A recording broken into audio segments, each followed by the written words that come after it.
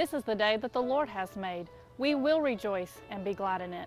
Today is my daddy's funeral, but it's not a day of sorrow for us. It's a day of rejoicing. For you see, my daddy finally found Jesus. God puts each one of us here on this earth to let us decide if we're going to choose to accept the eternal gift of salvation that Christ has to offer, or whether we're going to reject him.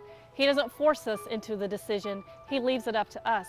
And for 70 years, my dad has rejected Christ. Many people shared with him, many more prayed for him, but he would not even hear of the gospel. But in February, all that began to change. As Bretta stated earlier, February was a turning point for us.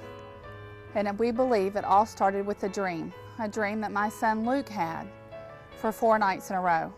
He finally went to his granddad with it, and he told his granddad about his dream.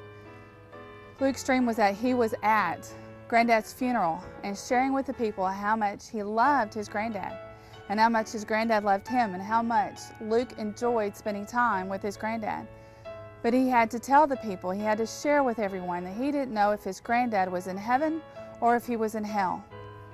When my dad, Luke's grandfather, heard this, he told him he didn't want anything to do with that blankety-blank stuff, and his aunt and uncle had tried to share with him, and he didn't want anything to do with it. This just proves that in the beginning of February, how hard my dad's heart was to the things of Christ. Then, 2 weeks later, Dad was diagnosed with small cell carcinoma, which is lung cancer.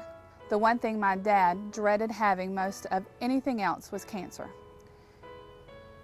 A week after he was in the hospital, Luke was able to talk with him and went to him and said, "Granddad, Christ has taken away your money, your job, and now your health. What else does he need to do to get your attention? Granddad, I know that my cousin Kendall is in heaven. I know that my granny is in heaven. I know that my grandma's in heaven. And I know that when I pass away, I will be in heaven, and I want you there. But right now, the way you've lived your life, you're going to be in hell, and you are going to miss me every single day that you're there. And on top of that, you will remember every time somebody tried to share Christ with you. Please, Granddad." And Luke begged him to become saved that day, and we believe that was the starting point of the things to come. Well, Luke wasn't the only one who had a dream. A couple of days after we got the cancer diagnosis, my dad had a dream.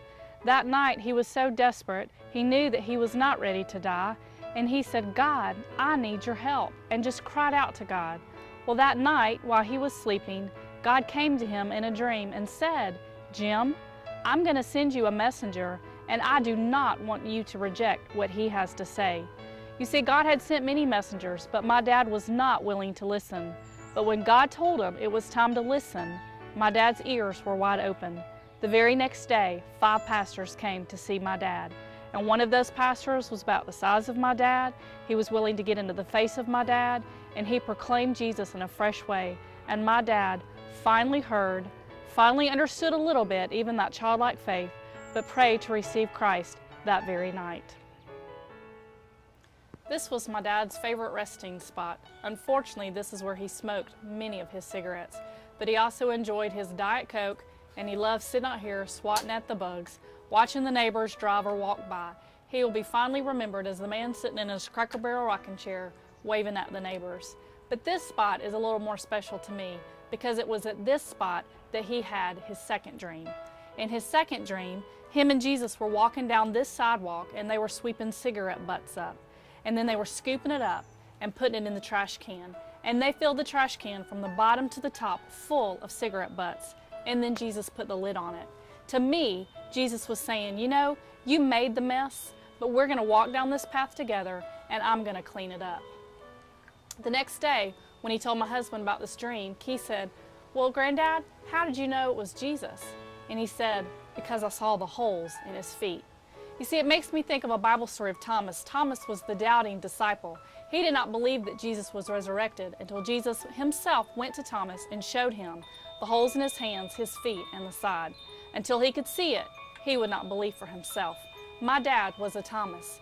Many messengers had come to talk to him like we had said before, but until Jesus came and really showed him the holes in his physical body, my dad had a hard time believing. Jesus was so personal and so sweet and so tender to show himself in a physical way to my dad. In the last days of my dad's life, he would begin to sing hymns with Mom, and the last one that he sang was "Surely goodness and mercy shall follow me all the days of my life," and boy did it. We have been very blessed the last 6.5 weeks with my dad. He has reassured us that he loves my mom and my sister and I with every bone of his body. With his actions and with his words, we know that my dad was saved. And we would like to thank every one of you for praying for his salvation. Christ pursued him until the very end. This just proves without a shadow of a doubt that there are answered prayers and that miracles do happen. Thank you.